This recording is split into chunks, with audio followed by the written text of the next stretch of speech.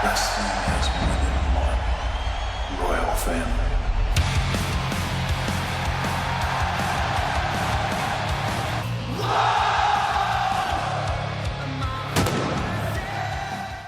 Podemos llegar a un público cada vez más amplio. Vamos a escuchar lo que dijo hoy Donald Trump. Good job. An architect who's really talented. He's done a lot of work for me. He's got a flair, a beautiful Hispanic flair in particular. And he comes from originally a place called Cuba, which we will be taking over almost immediately. No, Cuba's got problems. We'll finish one first. I like to finish a job. On the way back from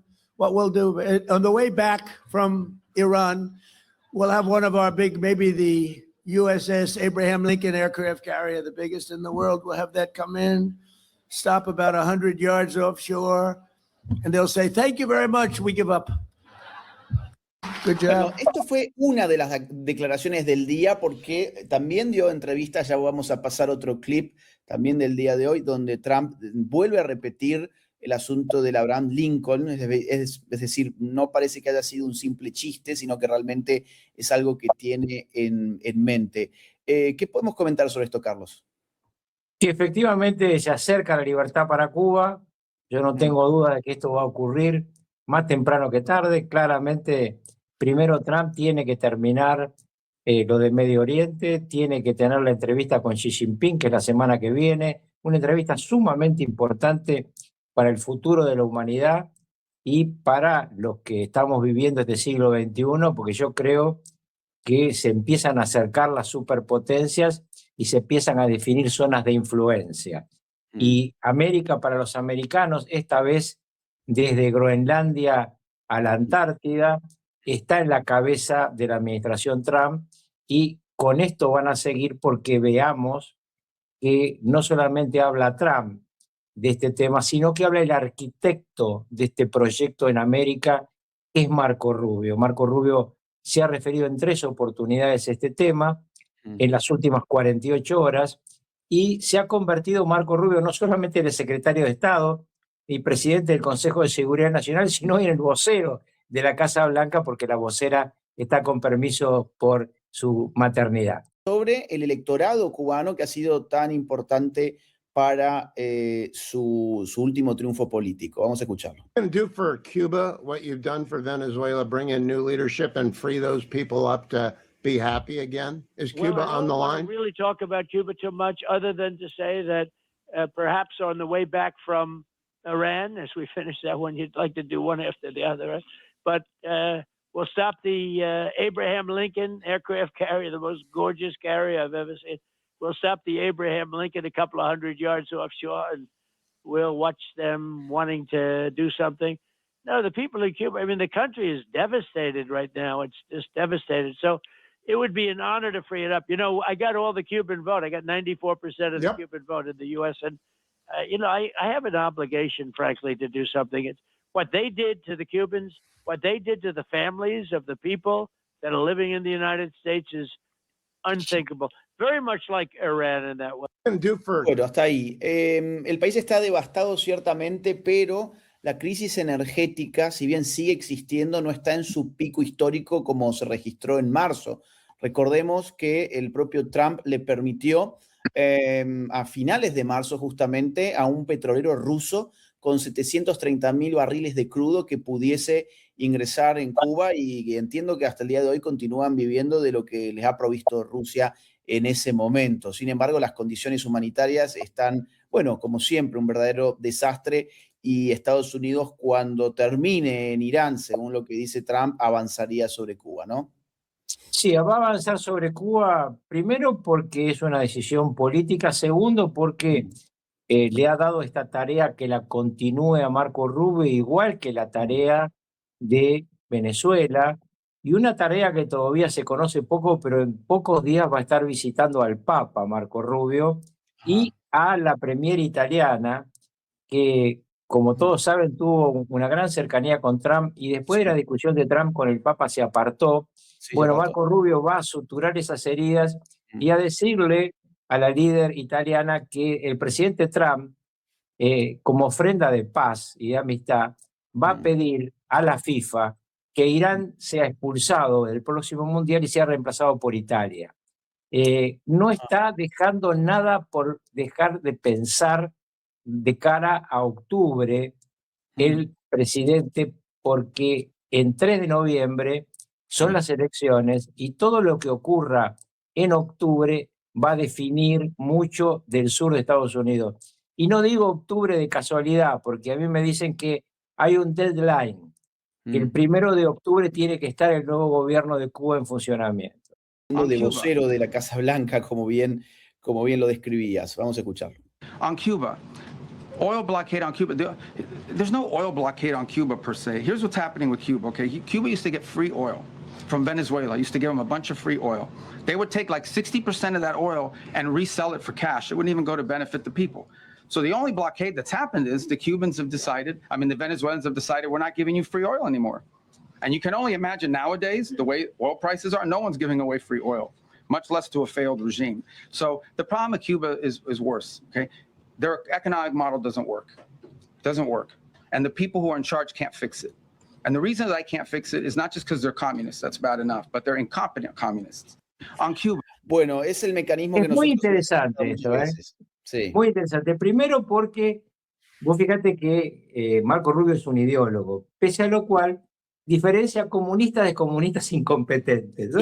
Así que le tira todo el vagón de materia fecal a la administración cubana. Segundo, habla de un tema que yo vengo hablando contigo de hace mucho tiempo, que es el famoso negocio del petróleo en negro de la cúpula cubana. Es decir, le regalaban no todo el precio, le regalaban a mitad de precio en la época de Chávez y luego la de Maduro siguió, los venezolanos a los cubanos. Y los cubanos agarraban ese petróleo y en lugar de mejorar el nivel de vida de sus pueblos, lo vendían en el mercado negro a full price. Y el mercado negro, el full price, es mayor que el precio del mercado. Por ejemplo, en este momento que está a 107 el Brent, en el mercado negro está a 118. Entonces, hay una inmensa diferencia que estos tipos se guardaban en sus bolsillos, porque lo que pasa en Cuba y lo que ha hecho que tanta gente reaccione, muchos que a lo mejor acompañaron el régimen en el pasado y que están en la calle, y quizá por eso la sutileza de comunistas y comunistas incompetentes, mucha gente sale a la calle porque ve que sus líderes viven como reyes, ellos viven ni siquiera como mendigos. Entonces, lo que está explicando Trump y lo que explica ahora Rubio con esa calidad de explicación, está preparando la operación Cuba, que se va a hacer mucho más rápido de lo que muchos creen. Y es una explicación que la venimos dando en este canal desde hace mucho tiempo, quiero decir. Es decir, para la gente que nos sigue, sabe que desde que veníamos cubriendo el caso de Venezuela y antes también en otras emisiones de este canal, les venimos explicando lo que hacen los cubanos, los líderes cubanos con el petróleo de Venezuela. Bien, hablando de líderes cubanos, Díaz-Canel habló hoy y acusó a Trump y al gobierno de Estados Unidos de fascista. Vamos a escucharlo también. Corriendo el fascismo en estos momentos y el gobierno actual de los Estados Unidos es un gobierno fascista. En Cuba se está defendiendo la soberanía y la independencia de los pueblos. En Cuba se está defendiendo el derecho a la autodeterminación de los pueblos. Que nadie espere que en Cuba habrá rendición. El pueblo cubano no tiene miedo. ¿Y saben por qué no tiene miedo? Porque cuando uno asume que está dispuesto a entregar la vida por una causa justa, que en este caso es estar dispuesto a dar la vida por nuestra revolución, estar dispuesto a luchar hasta las últimas consecuencias por nuestra revolución, y cuando son muchos en este país los que estamos dispuestos a hacer eso, no puede haber miedo. Ya tú tomaste la decisión de tu vida hasta las últimas consecuencias y ya se acabó el miedo. Pero también ratifico aquí lo que hemos dicho en otras ocasiones: no le tememos a la guerra, y aquí no habrá ni sorpresa ni derrota. Por eso, bueno, ¿te los imaginás dando una guerra contra Estados Unidos? ¿Cuánto tiempo podrán resistir? Yo te voy a decir, el primer tiro sale corriendo. Y una cosa muy interesante para los que nos gusta mirar las sutilezas. Ujú. la pausa entre cuando termina y el aplauso. No es el aplauso Sí, natural, sí. es el aplauso de lo que la cúpula de adelante aplaude y todos los demás empiezan a aplaudir, ¿no? Sí, Viste que sí. en el teatro antes había un tipo que pasaba un cartel que decía aplaus, ¿no? Para que la gente aplaudiera, Sí, famoso en las sí, sátiras francesas o en las sátiras italianas. Bueno, este mamarracho sí, eh, habla porque tiene lengua, él no tiene ningún poder, y sí. más aún, les digo, en la última reunión que él estuvo con la cúpula militar de Mm, Cuba, estuvo sentado en una punta el Cangrejo, el nieto de Raúl Castro. Al lado se sentó el mm, general más prestigioso que tiene la cúpula militar cubana, que es un tipo que todos saben que en su momento arriesgó la vida en Angola. mm, Entonces, lo interesante de todo esto es que todos miraban al Cangrejo y si el Cangrejo hacía así, todos mm, aplaudían. Estoy hablando de los generales, mm. no de la asamblea de estos muchachos que están en Cuba, que son los que viven del pueblo cubano, no los que viven para el pueblo cubano. Se van a ir, pero me encanta que lo desafíe a Trump porque eso hace que le va a ir peor.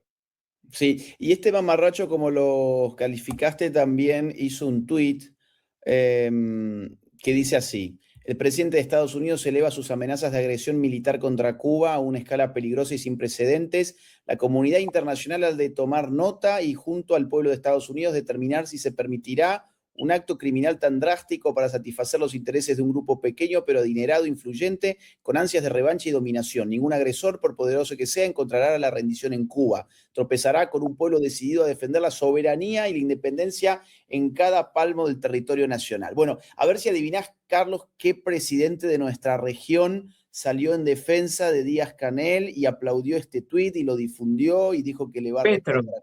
Petro, por supuesto. Petro, que se enfrenta a elecciones, su candidato Iván Cepeda, faltan 26 días, es el 31 de mayo, y haberse hecho el guapo contra Estados Unidos, yo creo que le ha rendido electoralmente. Le ha rendido para un sector que evidentemente es el sector de izquierdas sí, en un día se Colombia. hace el guapo y Sí, el otro día se pone de rodillas y le besa la mano a Trump, en nada más que efecto, no se lo ve, ¿no? Porque en efecto. recordemos que cuando estuvo con Trump, además se entregó a algunos narcos amigos de él. Sí, Yo siempre digo que Petro es uno de los personajes más lamentables del continente, sí. pero permítanme que un instante vuelva a Cuba, ¿no? Volvé, dale. Y hay que decirle a todos por qué la mayoría no había nacido en Ujú, nuestro continente y en el mundo cuando estos sátrapas mm, llegaron a tomar el gobierno en Cuba y se los vendía como unos románticos barbudos que mm, bajaban de Sierra Maestra a liberar su pueblo. Nunca fue electo un presidente cubano durante la dictadura castrista por el voto popular. Nunca se permitió otro partido que no fuera el Partido Comunista. mm. Y si millones de cubanos escaparon, por algo es. Claro, Se tiraban al mar, queridos amigos, sí. porque preferían arriesgarse con los tiburones Mm, que arriesgarse con esta basura que mm, gobierna Cuba desde hace más de 67 años. Así que yo escribí, cuando era un joven, mm. un artículo en un diario de un colegio secundario de la ciudad de Buenos Aires que se llamaba Buitres Rojos en el Colegio Nacional, porque ahí había quienes defendían esta presunta patriada y hablaban de José Martí. En realidad, estos tipos lo que son una banda de delincuentes que usurparon las ideas de liberación y que se van a ir más temprano que tarde y ojalá que terminen cerca de Maduro. Cuba además es un país con altísima desnutrición, casi el 10% de los niños en Cuba tienen problemas de desnutrición. Es un pueblo hambreado, es un pueblo que apenas si sobrevive con tarjetas de ciertos, digamos, eh, Racionamiento. exactamente, de racionamiento, gracias.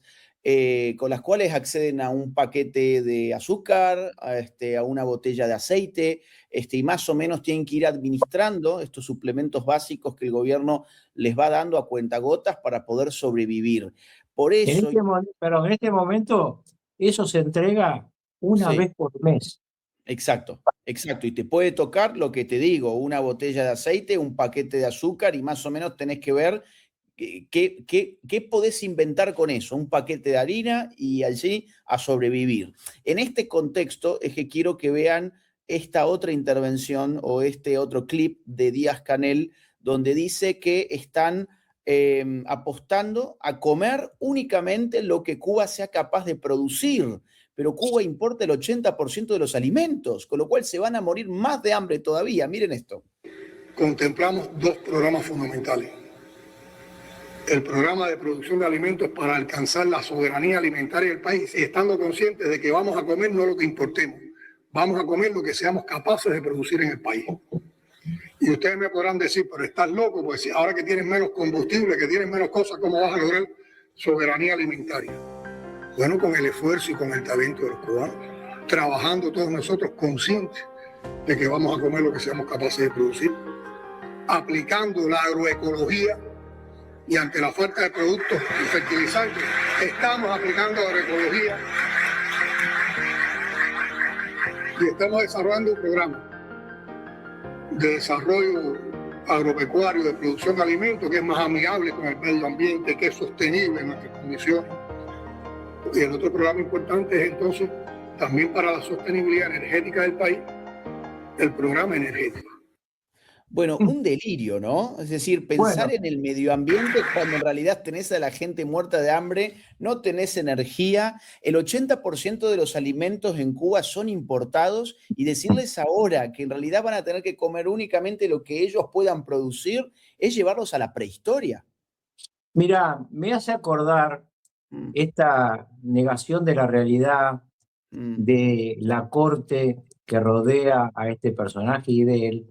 Aquella famosa anécdota cuando se levantaban en Francia los pobres contra Luis XIV y la reina dijo, ¿por qué protestan? Y le dijeron, no tienen pan. Y ella dijo, bueno, que coman tortas.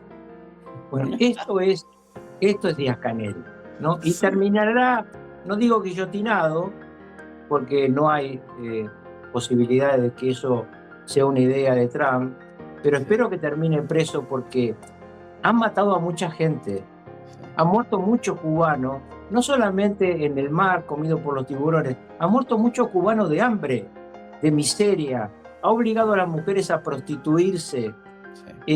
Realmente este régimen es lo peor que le pasó al continente, porque además Cuba es la madre del narcosocialismo del siglo XXI. Wrestling has more than one royal family.